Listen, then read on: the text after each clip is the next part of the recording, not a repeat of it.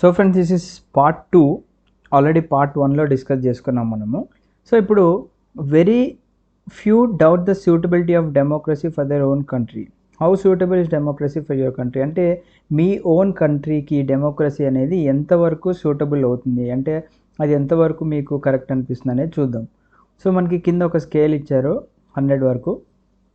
దాంట్లో south Asia, ఇప్పటివరకు మనం సౌత్ ఏషియా గురించి డిస్కస్ చేసుకున్నాం కదా. ఇక్కడ ఈ సౌత్ ఏషియాలో మనకి డెమోక్రసీ 100%కి ఒక 88% మెంబర్స్ మనకి ఈ డెమోక్రసీ గురించి మాట్లాడుకున్నట్లయితే, దాంట్లో దాదాపుగా మనకి ఇక్కడ వచ్చారు చూడండి 10, 20, 30 ఒక 30% మెంబర్స్ డెమోక్రసీ అనేది మాకు బాగా సూట్ అవుతుంది సౌత్ ఏషియాకి అని అంటున్నారు.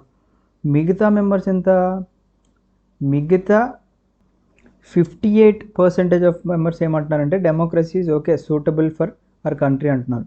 దాంట్లోనే మనకి బంగ్లాదేశ్ ఇచ్చారు, శ్రీలంక ఇచ్చారు, ఇండియా ఇచ్చారు, పాకిస్తాన్ అండ్ నేపాల్ ఇస్తే ఎక్కువ శాతం ఎవరికి కావాలంటే ఈ యొక్క డెమోక్రసీ అంటే ఇక్కడ 93% మెంబర్స్ డెమోక్రసీ సూట్ అవుతుంది మా కంట్రీకి అని అనుకుంటున్నారు. అంటే ఓవరాల్ 93%లో మనకి ఇక్కడ 10, 20, 30% ఆఫ్ మెంబర్స్ వెరీ సూటబుల్ అంటే రిమైనింగ్ ఇక్కడ 63% వాళ్ళు సూటబుల్ అంటున్నారు. అదేవిధంగా ఇండియా చూసుకున్నట్లయితే మనకి ఇక్కడ అరౌండ్ 35% మెంబర్స్ వెరీ సూటబుల్ అంటే రిమైనింగ్ మెంబర్స్ వచ్చేసి సూటబుల్ అంటున్నారు. Next, overwhelming support for democracy, those who agree with the rule of leaders selected by the people. So డెమోక్రసీకి మరియు డెమోక్రసీకి వచ్చే సపోర్ట్ని బట్టి ఎవరెవరైతే ఈ యొక్క లీడర్స్, మేము ఎలక్ట్ చేసుకున్న లీడర్స్ మమ్మల్ని రూల్ చేయాలి అని ఎవరెవరు అగ్రీ చేస్తారు, ఎవరెవరు స్ట్రాంగ్గా అగ్రీ చేస్తారు చూద్దాం. టోటల్ సౌత్ ఏషియాలో 94% మెంబర్స్లో మనం చూసుకున్నట్లయితే దాదాపుకి ఇక్కడ 60% of the members strongly agree చేస్తున్నారంట మాకు రూలర్స్ మా యొక్క కంట్రీని రూల్ చేయాలని చెప్పేసి. సో దీంట్లో ఎక్కువ శాతం ఏదేది ఉందంటే దాదాపుగా బంగ్లాదేశ్ 90. సో బంగ్లాదేశ్ అనేది స్ట్రాంగ్లీ అగ్రీ చేసే దాంట్లో మనకన్నా కొంచెం ఎక్కువ ఉంది. బట్ ఇండియా అండ్ నేపాల్ కంబైన్డ్గా చూసుకున్నట్లయితే ఈ యొక్క రూలర్స్ మమ్మల్ని రూల్ చేయాలి అని చెప్పేసి బాగా నమ్ముతున్నారు అనమాట, అంటే strongly agree. So next topic చూద్దాం. ఇక్కడ ఎకనామిక్ గ్రోత్ అండ్ డెవలప్మెంట్ ఏ విధంగా ఉంది మన డెమోక్రసీ తీసుకున్న తర్వాత.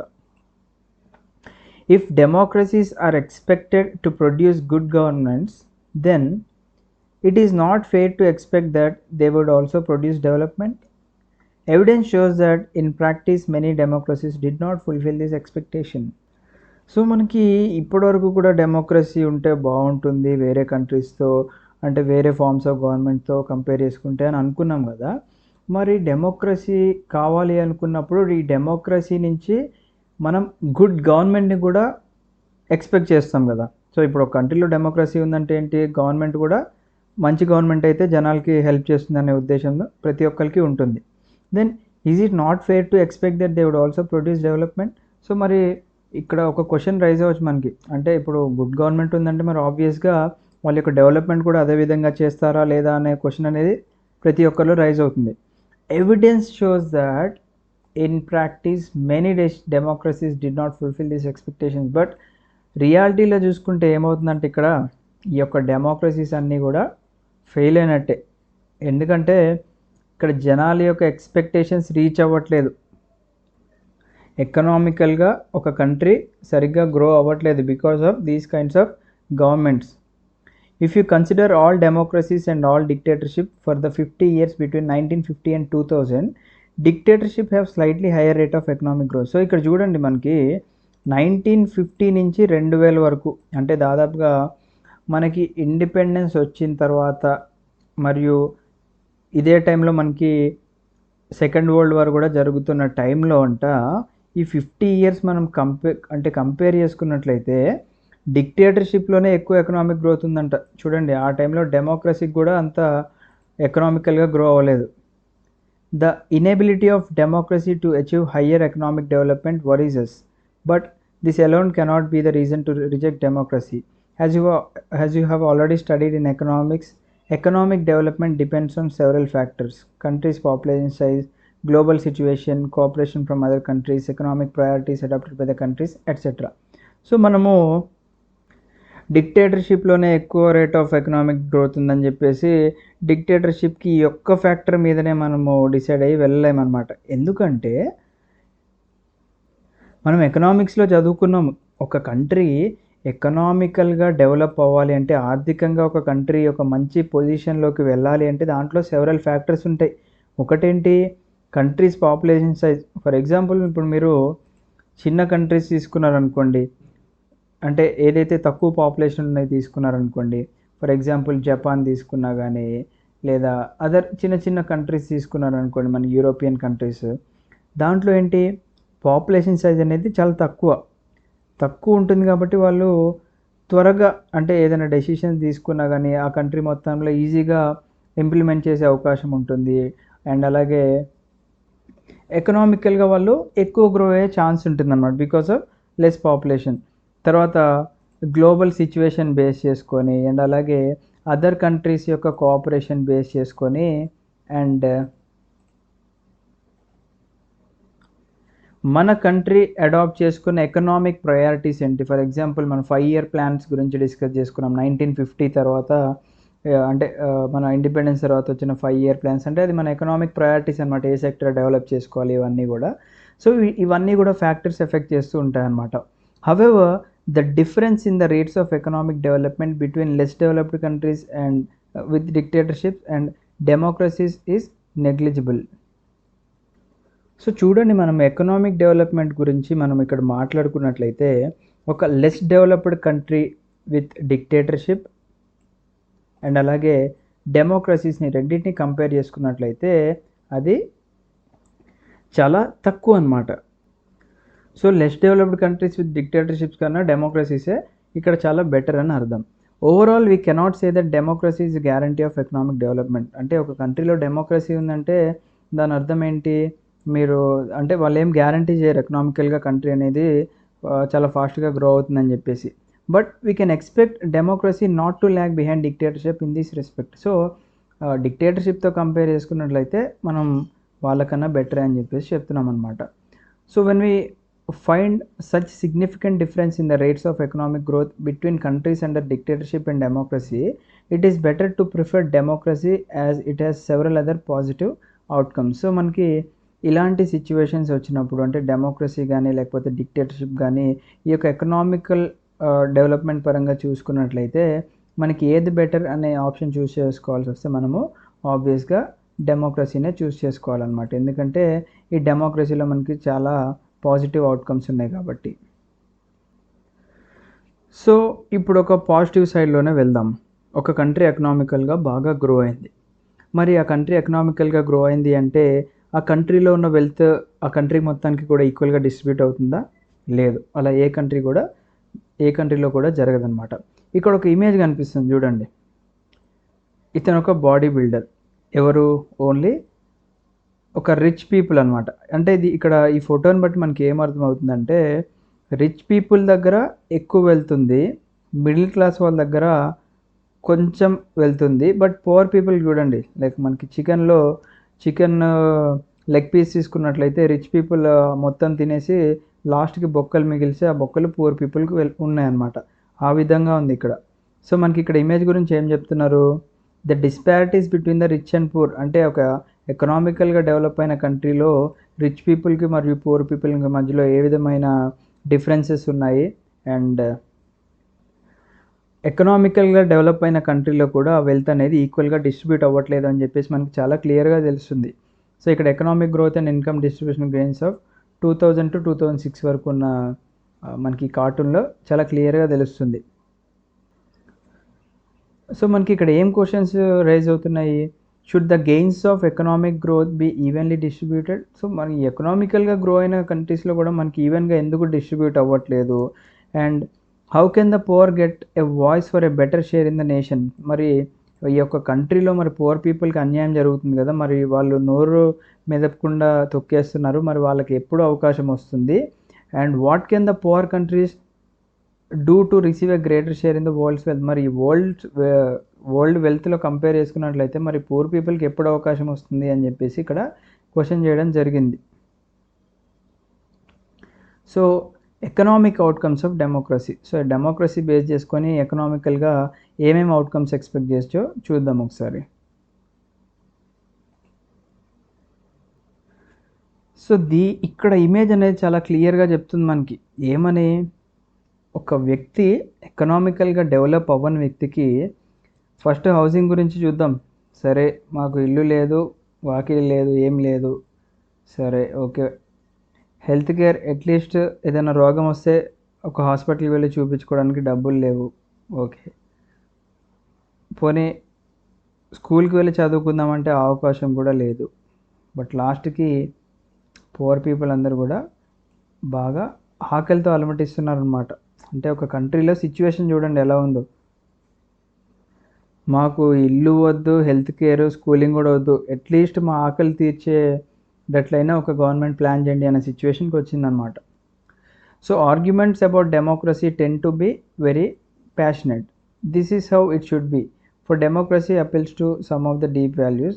These debates cannot be resolved in a simple manner, but some debates about democracy can and should be resolved by referring to some facts and figures. So ఈ democracy గురించి చాలా arguments జరుగుతూ ఉంటాయి అండ్ అలాగే చాలా debates కూడా జరుగుతూ ఉంటాయి అన్నమాట. బట్ ఈ ఆర్గ్యుమెంట్స్, ఈ డిబేట్స్ అనేవి చాలా సింపుల్ మేనర్లో మనకి అంత ఈజీగా సాల్వ్ అయ్యే విషయం కాదు. ఎందుకంటే ఇది ఒక కంట్రీలో ఉన్న జనాల యొక్క సిచ్యువేషన్ మ్యాటర్స్ కాబట్టి. Over the years many students of the democracy have gathered careful evidence to see what the relationship of democracy with economic growth and economic inequalities. So మనకి చాలా సంవత్సరాల నుంచి ఎవరైతే ఈ యొక్క డెమోక్రసీ గురించి స్టూడెంట్స్ పరిశోధన చేస్తున్నారో వాళ్ళందరూ ఒక ఎవిడెన్స్ ఏం దొరికింది వాళ్ళకి అంటే, ఈ యొక్క డెమోక్రసీలో ఉన్న జనాలకి మరియు ఆ యొక్క ఎకనామిక్ గ్రోత్కి కంపేర్ చేసుకున్నట్లయితే సంబంధం లేదనమాట. ఎందుకు అంటే ఎకనామిక్ ఇన్ఈక్వాలిటీ అనేది ఇక్కడ చాలా క్లియర్గా కనిపిస్తుంది మనకి.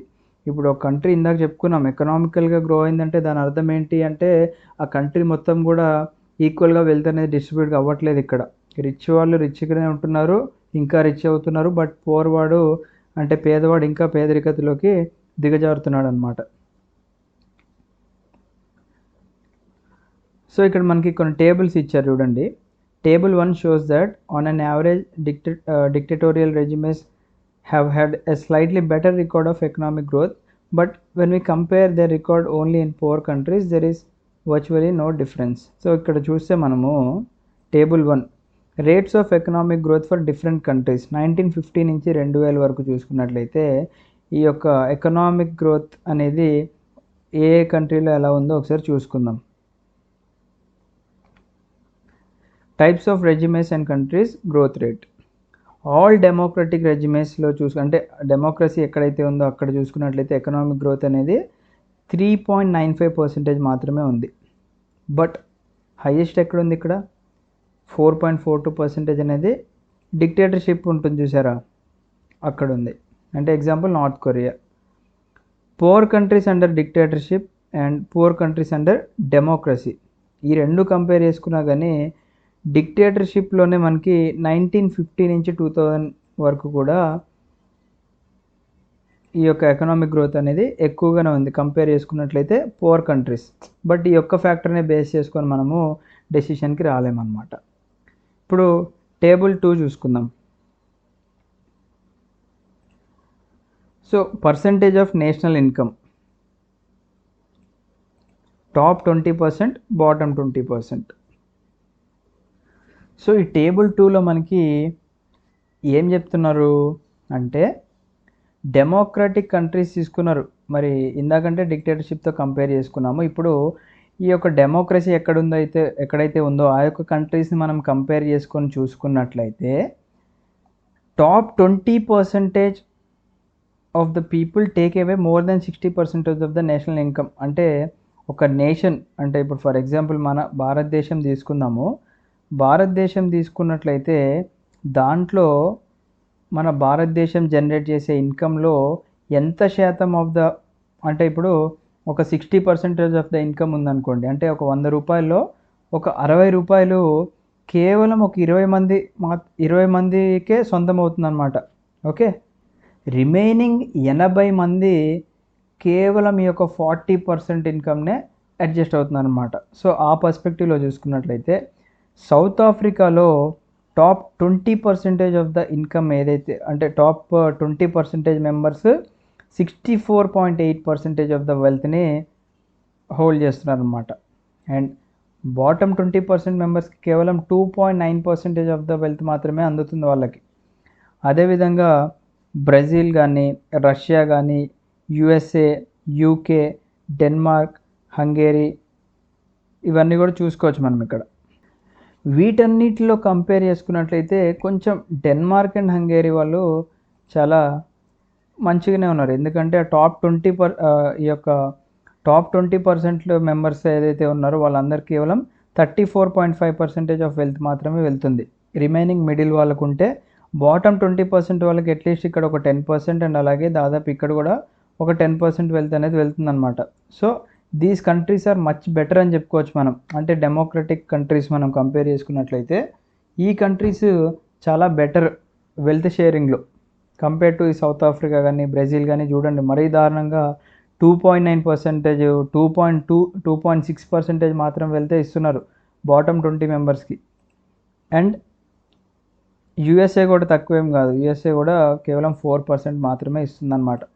అంటే ఈ టేబుల్ ప్రకారం ఒక ఎగ్జాంపుల్ ఏం చెప్తా అంటే ఒక 100 రూపాయలు ఉన్నాయి ఫ్రెండ్స్ మీ దగ్గర.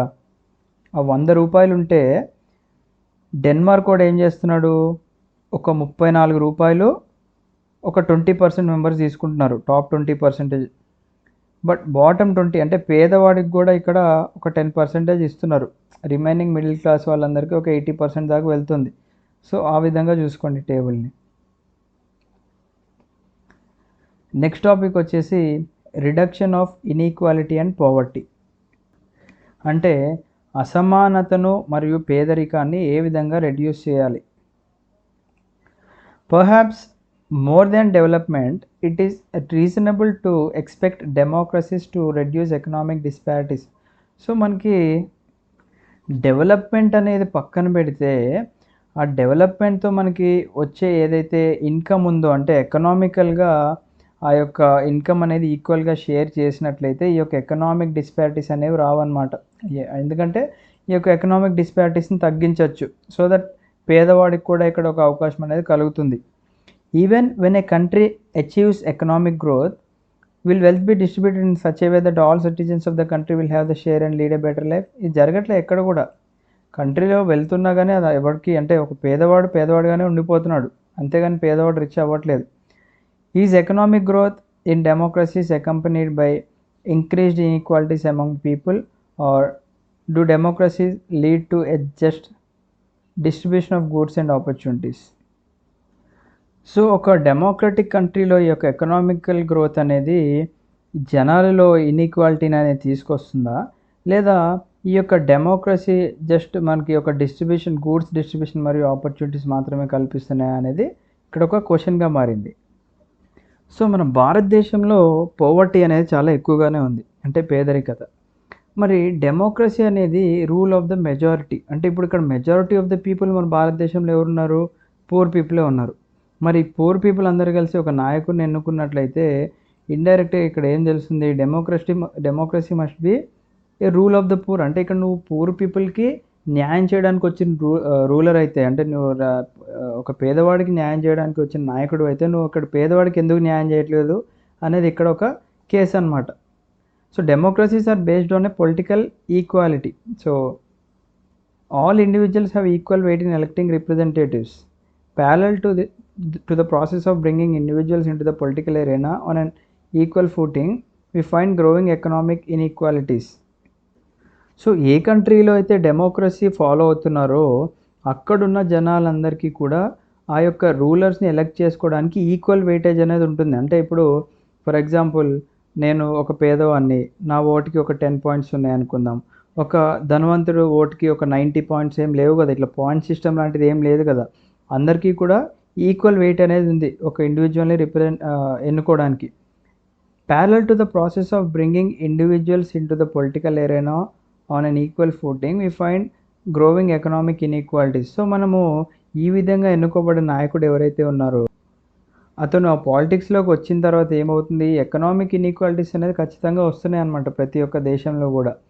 A small number of ultra rich enjoy a highly disproportionate share of wealth and income. So ఇక్కడ చూడండి, బాగా ధనవంతులు ఉంటారు కదా కంట్రీలో, వాళ్ళు మాత్రమే మన కంట్రీ నుంచి వచ్చే వెల్త్, అంటే ఇప్పుడు ఫర్ ఎగ్జాంపుల్ అంబానీ కానీ తీసుకుందాం, అంబానీ కానీ అదానీ గ్రూప్ ఫ్యామిలీస్ ఉంటారు కదా వాళ్ళు కానీ, లేకపోతే అదర్ రిచ్ పీపుల్ అంటే అల్ట్రా రిచ్ పీపుల్ ఎవరైతే ఉన్నారో మన భారతదేశంలో, అంటే మన భారతదేశంలో ఉన్న బిలియనీర్స్ ఎవరైతే ఉన్నారో వాళ్ళు మాత్రమే ఈ యొక్క ఎకనామికల్ షేర్ అనేది ఎంజాయ్ చేస్తున్నారు అన్నమాట. ఓకే, అదే కాకోకుండా మన కంట్రీలో ప్రొడ్యూస్ అయ్యే టోటల్ ఇన్కమ్ ఏదైతే ఉందో దాంట్లో కూడా కేవలం ఈ యొక్క అల్ట్రా రిచ్ అంటే కేవలం ఈ యొక్క 10 or 20% మెంబర్స్ వాళ్ళ ఇన్కమే కనిపిస్తుంది అనమాట దాంట్లో. Those at the bottom of the society have very little to depend upon. their incomes have been declining. Sometimes they find it difficult to meet their basic needs of life such as food, clothing, house, education and health. So ఎవరైతే బాటంలో ఉన్నారో అంటే కటిక పేదవాడు కానీ పేదవాడు కానీ lower middle class people కానీ వీళ్ళకి ఏమవుతుందంట, వాళ్ళ ఇన్కమ్స్ అన్నీ కూడా తగ్గిపోతున్నాయి. అండ్ అలాగే వాళ్ళ యొక్క బేసిక్ నీడ్స్ అంటే వాళ్ళకి ఫుడ్ కానీ క్లాతింగ్, హౌస్, ఎడ్యుకేషన్, హెల్త్ ఇవన్నీ కూడా లభించలేని పరిస్థితి ఒక డెమోక్రటిక్ కంట్రీలో కనిపిస్తుంది మనకి. In actual life democracies do not appear to be very successful in reducing economic inequality. So చూడండి, రియల్ లైఫ్లో మనం చూసుకున్నట్లయితే ఈ డెమోక్రటిక్ ఫార్మ్ ఆఫ్ గవర్నమెంట్ ఏదైతే ఉందో అంత సక్సెస్ఫుల్ ఏం అవ్వలేదన్నమాట ఈ యొక్క ఎకనామిక్ ఇన్ఈక్వాలిటీని తీసేయడానికి. In class 9 economic text book you have already studied about the poverty in India. So మనకి ఎకనామిక్స్ టెక్స్ట్ బుక్ ఒకవేళ చదవని వాళ్ళు ఒకసారి చదవండి. దాంట్లో మన భారతదేశంలో ఉన్న పావర్టీ గురించి డిస్కస్ చేశాము. The poor constitute a large proportion of our votes and no party will like to lose their votes, yet democratically elected governments do not appear to be keen to address the question of poverty as you would expect them to.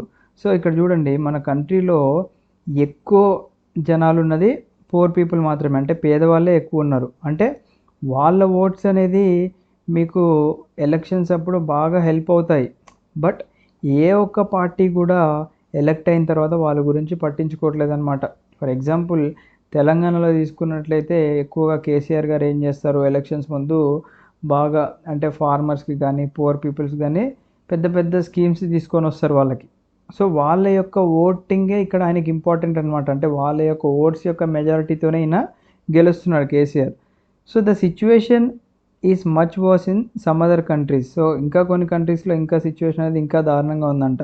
In Bangladesh more than half of its population lives in poverty. So చూడండి, బంగ్లాదేశ్లో పరిస్థితి అంటే 50% కన్నా ఎక్కువ మంది జనాలు ఇంకా పేదరికతలో బతుకుతున్నారంట. People in several poor countries are now dependent on the rich countries even for food supplies. So కొన్ని కంట్రీస్లో చూసుకున్నట్లయితే మనము వాళ్ళకి ఈవెన్ తిండి తినడానికి కూడా వాళ్ళు ఆ కంట్రీలో ఉన్న రిచ్ పీపుల్ మీద డిపెండ్ అవ్వాల్సిన సిచ్యువేషన్ వచ్చిందనమాట. సో ఇక్కడ చూడండి, world's wealth owned by a few. అంటే ఈ వరల్డ్ ఉంది కదా, ఈ వరల్డ్ మ్యాప్లో ఈ చిన్న ముక్క ఉంది కదా, ఈ చిన్న ముక్క 50% ఆఫ్ ద వెల్త్ తింటుంటే రిమైనింగ్ వరల్డ్ మొత్తం కూడా ఇక్కడ కేవలం ఇక్కడ చూడండి 2% మాత్రమే లభిస్తుంది అన్నమాట ఇక్కడ.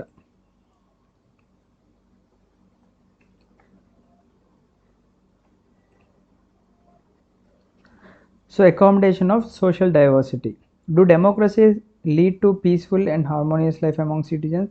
సో డెమోక్రసీ ఉండడం వల్ల జనాలు ప్రశాంతంగా గొడవలు లేకుండా బతుకుతున్నారా అనేది ఇక్కడ క్వశ్చన్ మనం వేసుకున్నట్లయితే, it will be a fair expectation that democracy should produce a harmonious social life.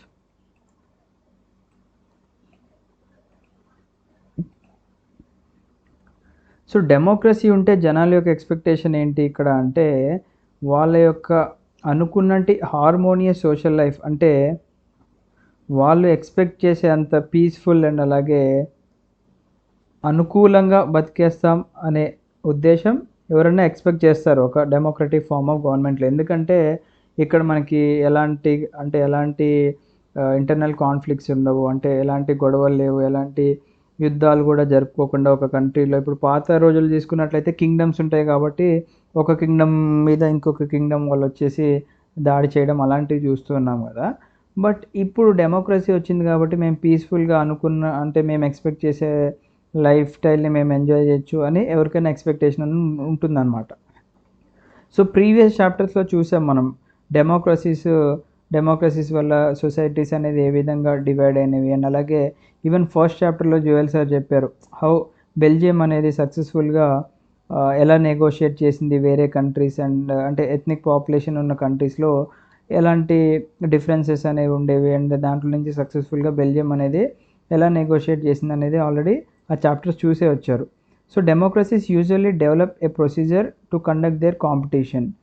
This reduces the possibility of these tensions between explosive or violent. So ప్రతి ఒక్క డెమోక్రటిక్ గవర్నమెంట్లో మనకి టెన్షన్స్ అనేది రైజ్ అవుతూనే ఉంటాయి, వైలెన్స్ అనేది ఉంటూనే ఉంటుంది. అండ్ అలాగే వాళ్ళు ఎప్పుడు ఎక్స్ప్లోర్ అవుతారో తెలియదు అనమాట, అంటే ఎప్పుడు హార్మ్ఫుల్ అవుతారో ఒక సొసైటీకి తెలీదు. So no society can fully and permanently resolve conflicts among different groups. So మనకి ఒక కంట్రీ తీసుకున్నట్లయితే డిఫరెంట్ సోషల్ గ్రూప్స్ ఉంటాయి. ఇప్పుడు ఫర్ ఎగ్జాంపుల్ ఇప్పుడు India is a Hindu dominated country, అలా అని చెప్పేసి హిందూస్ వెళ్ళి ప్రతిసారి అదర్ రిలీజియన్స్ వాళ్ళని చంపేయడం కానీ అంటే ఇలా హేట్రెడ్ అనేది చాలా తక్కువగానే ఉంటుంది. బట్ ఒక్కొక్క రిలీజియన్లో తీసుకున్నట్లయితే చాలా తక్కువ పర్సెంటేజ్ ఆఫ్ పీపుల్ యొక్క మైండ్ సెట్ అనేది ఇట్లా వైలెన్స్ చేయాలి అలా ఉంటుందన్నమాట. సో దానివల్లే మనకి ఇంటర్నల్ కాన్ఫ్లిక్ట్స్ రావడము, ఈ యొక్క నక్సలిజం అండ్ అలాగే మనకి ఈ యొక్క టెర్రరిస్ట్ బయటికి రావడం ఇలా జరుగుతుందన్నమాట. సో ఏ ఒక్క కంట్రీలో కూడా మనకి ఈ యొక్క కాన్ఫ్లిక్ట్స్ అనేవి రిజాల్వ్ కావు. అండ్ అలాగే డిఫరెంట్ సోషల్ గ్రూప్స్లో కూడా మనకి ఈ యొక్క కాన్ఫ్లిక్ట్స్ అనేవి సాల్వ్ చేయలేమన్నమాట కంప్లీట్గా. But we can certainly learn to respect these differences and we can also evolve mechanism to negotiate the differences. So మనము ఈ యొక్క డిఫరెన్సెస్ని రిజాల్వ్ చేసుకునే టెక్నిక్స్ అనేవి మనము బయటికి తీసుకొని రావాలన్నమాట. So democracy is best suited to produce this outcome. Non democratic regimes often turn a blind eye to or suppress internal social differences. So అదే మనము వేరే నాన్ డెమోక్రటిక్ కంట్రీస్లో చూసుకున్నట్లయితే ఎవడన్నా ఇట్లాంటి గొడవలు చేస్తే వాళ్ళని తొక్కివేసేస్తారన్నమాట, అంటే చంపేస్తారు అక్కడ. Ability to handle social differences, divisions and conflicts is thus a definite plus point of democratic regime. So even ఇప్పుడు India is a democratic country అలా అని చెప్పేసి గొడవలు చేసిన వాళ్ళందరినీ కూడా మనం చంపించట్లేదు కాబట్టి ఇది ఒక ప్లస్ పాయింట్ కింద చెప్పుకోవచ్చు. But the example of Sri Lanka reminds us that democracy must fulfill two conditions in order to achieve this outcome. So Sri Lanka example తీసుకున్నట్లయితే డెమోక్రసీకి ఫుల్ఫిల్ చేయడానికి రెండు కండిషన్స్ ఉన్నాయన్నమాట. ఏంటిది? It is necessary to understand that democracy is not simply rule by majority opinion. The majority always needs to work with the minority so that government function to represent the general view. Majority and minority options are not permanent.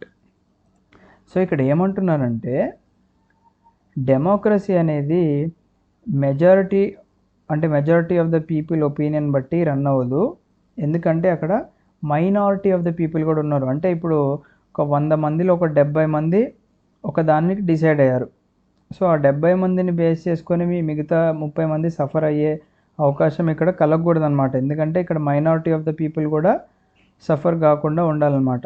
అలాంటి టైమ్స్లోనే మనకి democracy అనేది సక్సెస్ఫుల్గా work అవుతుంది. It is also necessary that rule by majority does not become rule by majority community in terms of religion or race or linguistic groups. Rule by majority means that in case of every decision or in case of every election, different persons and groups may and can form a majority. So చూడండి ఇక్కడ ఇదే కాకుండా it is also necessary that rule by majority does not become rule by majority community in terms of. So ఇక్కడ ఏమంటున్నారంటే ఇప్పుడు majority of the people rule చేస్తున్నారు అంటే ఇక్కడ మెజారిటీ ఆఫ్ ద పీపుల్ ఒకటే రిలీజియన్కి చెందిన వాళ్ళు లేదా ఒకటే జాతికి లేదా ఒకటే లాంగ్వేజ్ గ్రూప్ చెందిన వాళ్ళు రూల్ చేయాలనే ఉద్దేశం కాదు. ఎవరైతే రిమైనింగ్ వాళ్ళు ఉన్నారో వాళ్ళందరికీ కూడా ఈక్వల్ డెసిషన్ తీసుకునే అవకాశం కల్పించాలన్నమాట. అండ్ వాళ్ళందరికీ కూడా ఖచ్చితమైన న్యాయం చేస్తేనే ఒక కంట్రీలో డెమోక్రసీ అచీవ్ చేసుకున్నట్లు. So democracy remains democracy only as long as every citizen has a chance of being in majority at some point of time. If some is barred from being in minority on the basis of birth, then the democratic rule ceases to be accommodative for that person or group. So ఒక కంట్రీలో democracy అనేది democracy లాగానే ఉండాలంటే ప్రతి ఒక్క సిటిజన్కి కూడా ఆ యొక్క మెజారిటీ ఆఫ్ ద పీపుల్లో ఉండే అవకాశం కల్పించాలి. అలా అని చెప్పేసి వాడిని మనము ఏదో బహిష్కరించి వాడికి ఏం అవకాశాలు కల్పించుకోకుండా వాడి యొక్క బర్త్ ప్లేస్ మీద కానీ వాడి యొక్క రిలీజియన్ మీద కానీ వాడిని వెలివేయకూడదు అని చెప్పేసి అర్థం ఇక్కడ. సో ఇక్కడ 2 ఇమేజెస్ ఇచ్చారు, 2 కూడా డిఫరెంట్ డెమోక్రటిక్ పాలిటిక్స్ గురించి డిస్కస్ చేసుకునే విధంగా ఇచ్చారు. ఒకసారి చూడండి. ఇక్కడేమో ఎనిమీస్, ఇక్కడేమో గ్రీటింగ్స్. అంటే ఫస్ట్ దాంట్లో మనలే అంటే మన కంట్రీలో మనకే శత్రుత్వం, అండ్ అలాగే ఇక్కడ ఏంటంటే మన కంట్రీ వేరే కంట్రీతో మంచిగా వ్యవహరిస్తుందని చెప్పేసి అర్థం. సో నెక్స్ట్ వచ్చేసి dignity and freedom of the citizens.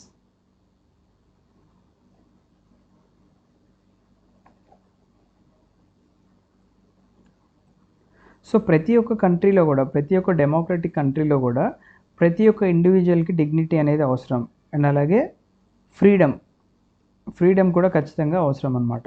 So democracy stands much superior to any other form of government in promoting dignity and freedom of individual. Every individual wants to receive respect from fellow beings.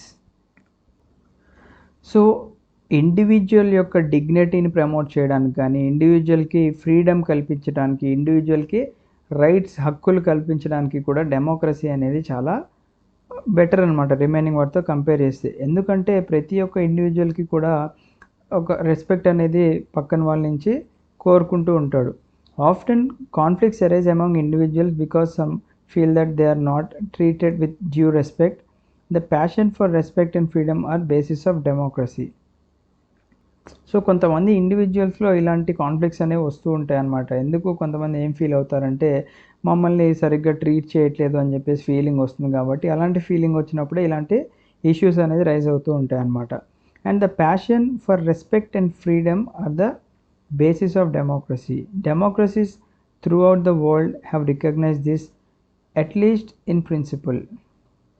This has been achieved in various degrees in various democracies. For societies which have been built for long on the basis of subordination and domination, it is not a simple matter to recognize that all individuals are equal.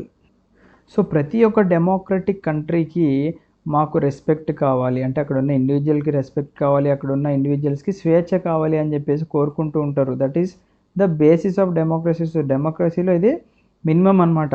So ఇలాంటి పాలసీస్ని follow అయ్యే చాలా వరకు democratic countries in the world కూడా ఇవన్నీ ఈ ప్రిన్సిపల్ని recognise చేసినాయి అనమాట. అంటే ప్రతి ఒక్క ఇండివిజువల్కి ఫ్రీడమ్ ఇవ్వాలి, ప్రతి ఒక్క ఇండివిజువల్కి రెస్పెక్ట్ ఇవ్వాలి అని చెప్పేసి వాళ్ళకి తెలిసిందనమాట.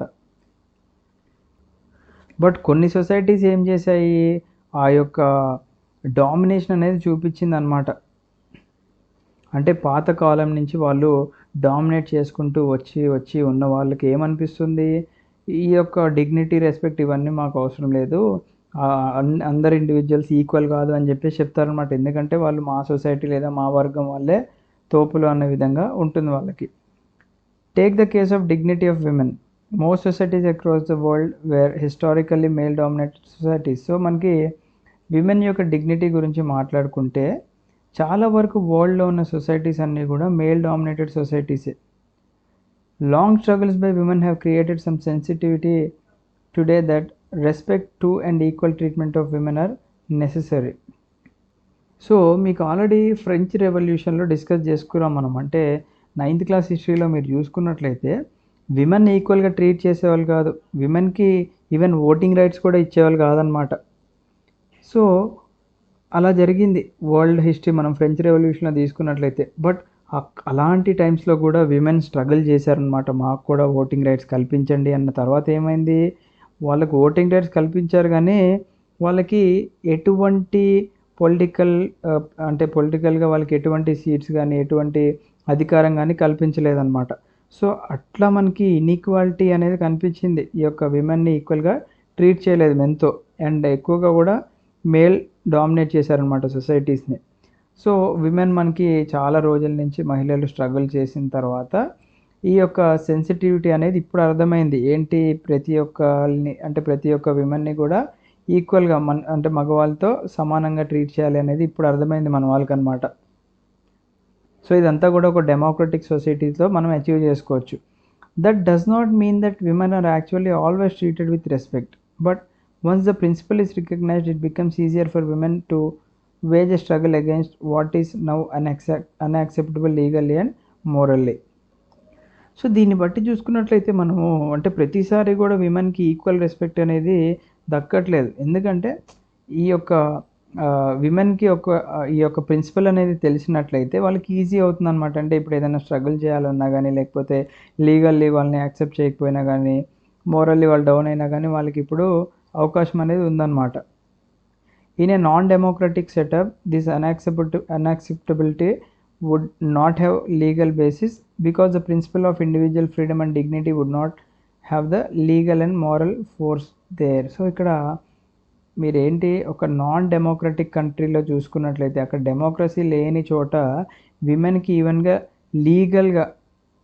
లీగల్గా వాళ్ళకి ఆ హక్కు కూడా లేదనమాట. అంటే మాకు స్వేచ్ఛ కల్పించండి, మాకు డిగ్నిటీ కల్పించండి అని చెప్పేసి వాళ్ళకి అడిగే అధికారం కూడా లేకుండా పోయిందనమాట. The same is true of caste inequalities. Democracy in India has strengthened the claims of the disadvantaged and discriminated castes for equal status and equal opportunity. There are instances still of caste-based inequalities and atrocities, but these lack the moral and legal foundation. Perhaps it is recognized that makes ordinary citizens value their democratic rights. So ఎక్కడైతే విమెన్కి ఈక్వల్గా respect చేయట్లేదో ఇదే మనకి క్యాస్ట్లో కూడా జరుగుతుందన్నమాట. So ఇండియాలో democracy మనం చూసుకున్నట్లయితే ఇప్పటికీ కూడా ఒక డిసడ్వాంటేజ్ అని చెప్పుకోవచ్చు. ఎందుకంటే చాలా వరకు డిస్క్రిమినేషన్ అనేది మనం క్యాస్ట్ బేసిస్ మీద చూస్తున్నాం మన కంట్రీలో. అండ్ ప్రతి ఒక్కరికి కూడా equal status and equal opportunity అనేది కల్పించే అవకాశం జరగట్లేదు మన ఇండియన్ డెమోక్రసీలో. ఎందుకంటే పాత రోజుల నుంచి ఈ యొక్క ఆనవాయితీ అనేది వస్తూనే ఉంది. ఎందుకంటే పాత రోజుల నుంచి మనకి ఈ యొక్క ఇన్ఈక్వాలిటీ అనేది అండ్ ఈ యొక్క అట్రాసిటీస్ అనేది చూస్తూనే ఉన్నాం. కాబట్టి వాళ్ళకి పాత రోజుల నుంచి ఒక లీగల్ ఫౌండేషన్ అనేది లేదు. అంటే వాళ్ళకి లీగల్గా ఫైట్ చేసే హక్కు కల్పించలేదు. కాబట్టి ఇప్పటికీ కూడా చాలామంది భారతదేశంలో ఈ యొక్క స్టేటస్ని అంటే ఈ యొక్క డిగ్నిటీ కానీ ఈ యొక్క ఈక్వల్ ఆపర్చునిటీ కానీ వాళ్ళకి లభించట్లేదు అనమాట.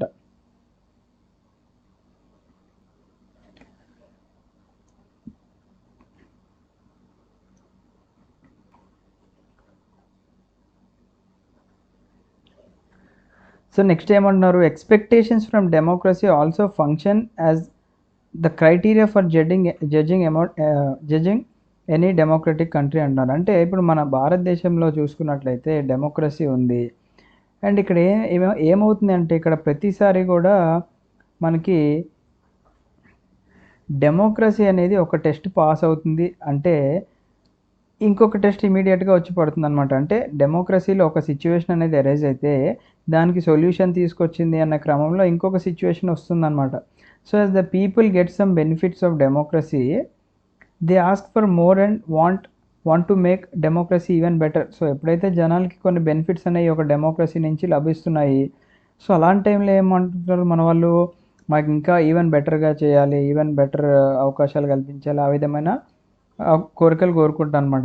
That is why when we ask people about the way democracy functions they will always come up with more expectations and more complaints. So ఎప్పుడైనా మీరు ఒక పర్సన్ని ఒక డెమోక్రసీ గురించి అడిగారనుకోండి, మన దగ్గర 100 ప్రాబ్లమ్స్ ఉంటాయి, బట్ సొల్యూషన్స్ అనేవి కేవలం కొన్నిటికి మాత్రమే ఉన్నాయి. కాబట్టి ప్రతి ఒక్కరు కూడా డెమోక్రసీని అంటే ఇంకా మోర్ ఎక్స్పెక్ట్ చేయొచ్చు మనము అని చెప్పేసి చెప్తారు, లేదా కంప్లైంట్సే ఇస్తూ ఉంటారు అనమాట.